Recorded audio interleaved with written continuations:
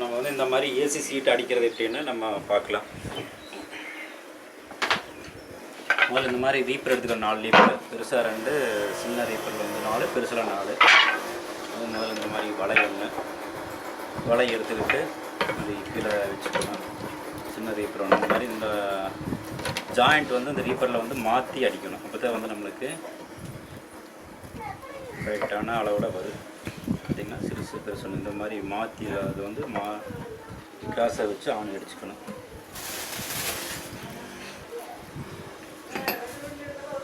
ஆணி வந்து ஃபுல்லாக இறக்கக்கூடாது, பாதியோடு இறக்கி நிறுத்திக்கிற முதல்ல வந்து வடிவம் பண்ணிவிட்டு அப்புறம் தான் கீழே வந்து இறக்கணும்.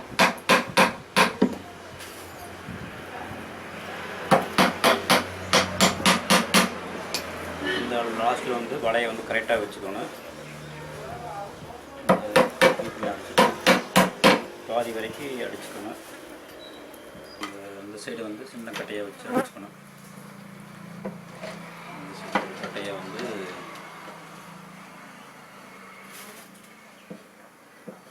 ஆணியை வந்து பாதியாக இறக்கிக்கணும்.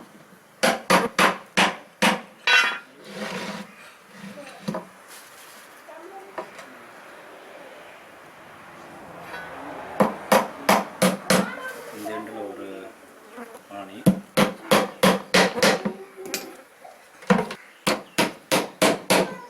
இந்த சைடு வந்து ஆணி அடிக்க வேண்டியதெல்லாம் அடித்து முடிச்சுக்கிட்டு எல்லாம் அடித்து முடிச்சுக்கிட்டு அப்புறமா இந்த மாதிரி ஒரு சேனலில் வச்சு இந்த லைனாக இருக்கிற ஆணி பூரா கீழே அடித்து இறக்கணும்.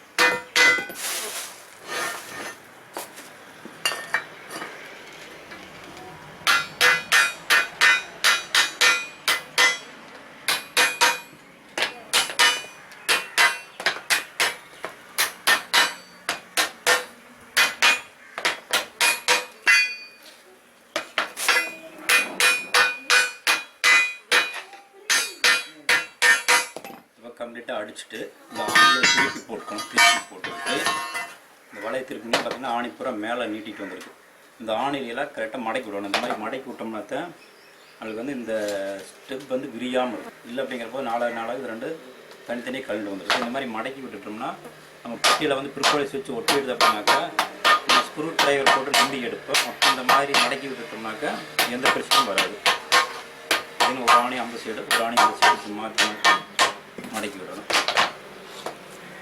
ஒரு ஆணி ரைட் சைடு, ஒரு ஆணி லெஃப்ட் சைடு, இப்படி மாற்றி கீழே வந்து இந்த மாதிரி அடித்தோம்னா ஆணி கீழே போறதுக்கலாமல் அந்த ஆங்கில் வச்சுக்கணும்.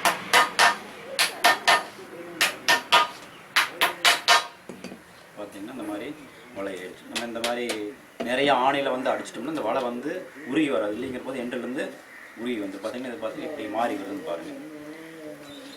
இந்த ஜாயிண்ட் பார்த்திங்கன்னா ஆப்போசிட்டில் மாறி வரும். இந்த மாதிரி மாறி அடிச்சிட்டோம்னாக்கா வலை வந்து நம்மளுக்கு ஆகிடும். இந்த வந்து மேலே நம்ம பெட்டி டாப்பில் போட்டு கவர் மூடி போட்டுக்கிறோம். அந்த மாதிரி இந்த மாதிரி பெட்டி வலையெல்லாம் செஞ்சு இங்கே அடுக்கி வச்சுருக்கு. நம்ம பெட்டி இடம் மாற்றுறதுக்கு வச்சுக்கிறதுக்காக அந்த மாதிரி ஏசிட்டு வந்து கம்ப்ளீட்டாக எல்லா ரெடியிலையும் இருக்குது. நம்ம வந்து பெட்டியை வந்து எந்த நேரத்தில் எப்படி கொண்டு போவோம் அப்படிங்கிறது வந்து நம்மளுக்கு தெரியாது. இது வந்து தகரம் போட்டுட்டோம் அப்படின்னாக்கா நம்மளுக்கு வந்து மழை தண்ணி வந்து பெட்டிக்குள்ளே போகாது. பெட்டிக்குள்ளே போச்சு அப்படின்னாக்கா அது வந்து தேனீக்கள் நனைஞ்சது அப்படின்னாக்கா உள்ளே இருக்கக்கூடிய லார்வா பீப்போக்கு டெம்பரேச்சர் மெயின்டைன் பண்ணுறதுக்கு சிரமமாக இருக்குது.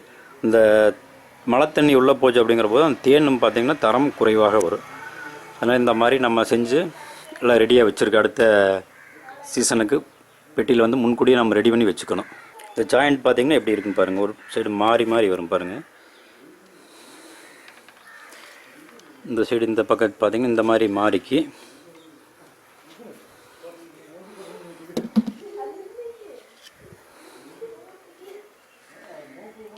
இந்த மாதிரி மாற்றி எடுத்துட்டு அப்படிங்கிற போது அதுக்கு ஒன்றுக்கு ஒன்று பின்னி பிடிச்சிக்குது. இந்த ஆணி பார்த்திங்கன்னா இந்த மாதிரி மடக்கி விட்டுறோம். அப்போ தான் உருகி வராமல் இருக்குது. இல்லை அப்படிங்கிற போது உருகி வந்துடும்.